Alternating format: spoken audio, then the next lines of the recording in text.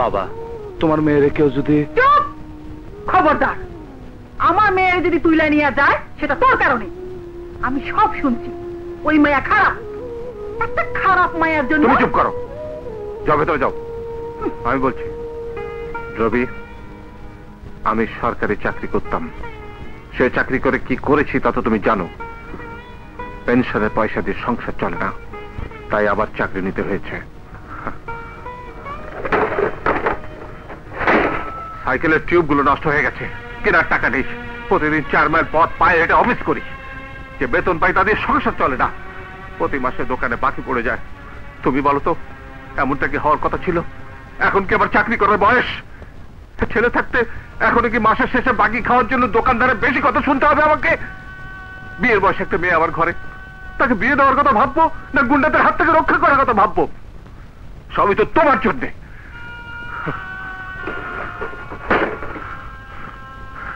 তোমার সৎ মার সঙ্গে এ পর্যন্ত তোমার ভালো সম্পর্ক হলো না। ও তোমাকে ছেলে বলে কাছে টেনে নিল না, তুমিও মা বলে মেনে নিতে পারলে না। প্রতিদিন এই ঝগড়া সাথে আমার ভালো লাগে না। রবি, তুমি চলে যাও বাবা। এ ঘরে আজ থেকে তোমার ভাত বন্ধ। তুমি আর এসো।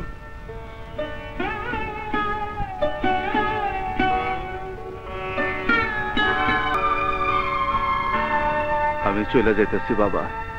আমি জানি সব সমস্যার সমাধান হইতো যদি আমার একটা চাকরি থাকতো। আমি চলে যেতেছি বাবা। ভাইয়া খেয়ে যা। তুই রান্না করে রাখছিস? এটা কি সরকারি হোটেল? চাল কিন্তু টাকা লাগে না? যা যা যা।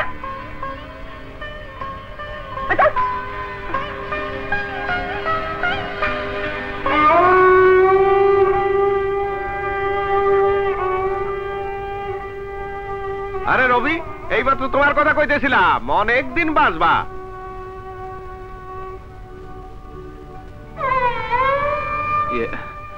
কিরে চইলা এলি যে? খালু রাগ করছে?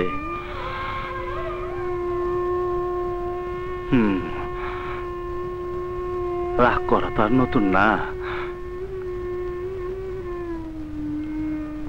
রাগ তো তোরে কি করে, আজকে ঘরের থেকে বাইর করে দিচ্ছে।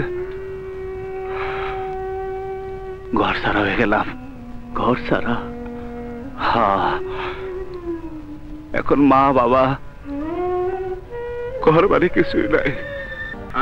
কি ব্যাপার শানু? ভাইয়া না কাল রাতে বাসায় ফেরেনি। এদিকে এসো। তুমি জানো সে কোথায়?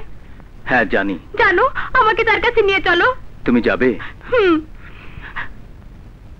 গিয়ে বোধহয় কোনো লাভ হবে না, কারণ ও বোধহয় আর বাসায় ফিরে যাবে না। আমিও জানি। জানো রিটন ভাইয়া, অন্য অনেক দুঃখ। তোমরাও তোর মতো বেকার, কিন্তু তোমাদের ঘর আছে, তোমাদের মা আছে, তোমাদের বাবা আছে। ওর কিছুই নেই। আমি যদি ওর আপন বোন হতে পারতাম। চলো, আমি ওকে বাসা যেতে বলবো না।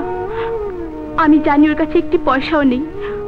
আব্বা গোপন ওকে কিছু টাকা দিয়েছে, ওটা দেব।